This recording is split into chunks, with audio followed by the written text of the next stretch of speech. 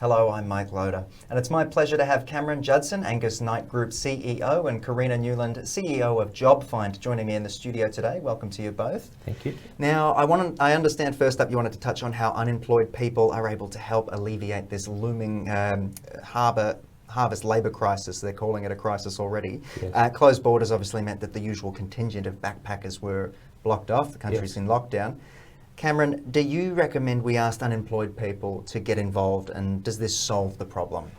At Jobfind, we've been thinking about this for a couple of months, and we've been looking at how we might collaborate with partners like Program Group, one of the largest employers, and thinking also about being creative around, for all those young people that might have otherwise contemplated a gap year, how might we get them some skills, some employment, some exposure, meet some new friends, and participate in the harvest labour trail. Now, given our proximity in Melbourne and our proximity to Shepparton and Cobram, our thinking is that there's young people with opportunities to get skills and jobs, and we'd love to be part of that and solve a national problem at the same time. It sounds pretty good on paper. Karena, I'll go to you. Isn't there an issue with the majority of unemployed people living in cities and not being anywhere near a regional area and near where farmers need a help?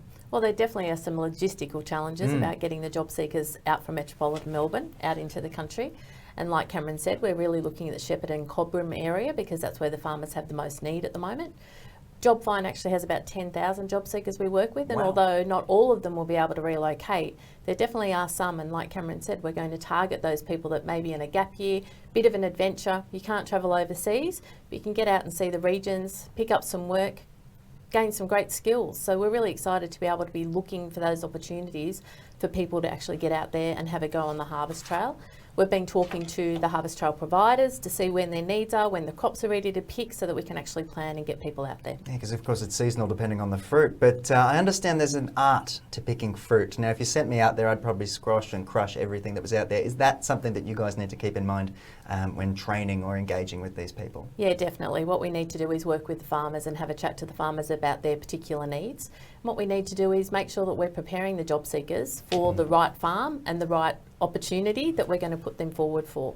We've got training organisations we work with, including the Angus Knight Institute. We've also got a partnership with TAFE Directors Australia, which gives us some insight into TAFEs around the country, where we can actually do some skilling of people.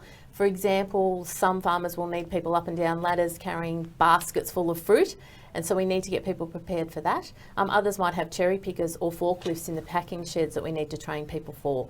So what we need to do is give people the actual hard skills that they need to do that sort of work, as well as some employability skills, working in a team, communication, those sorts of things to prepare them so when they start their job, they're going to be successful. I didn't realise they were operating antiquated machinery as well. That's pretty cool. That's kind of cool. So I'm sold, but if I want to be a part of this initiative, or if anyone out there does, where should we be heading? Cameron, I'll go to you. Yeah, so Jobfind, our first target will be our existing audience of caseload, about 10,000 people, as Karena referred to. So we'll be running an SMS and whisper campaign. For anyone else that's connected to the Department of Employment, Skills and Education network, we'll be targeting our partners and collaborating with them to identify other job seekers. And for the audience listening, there's also financial incentives about relocation, so we can tap into this both federal government money and also state government money. So we're trying to make this package as attractive as possible for employers and for job seekers.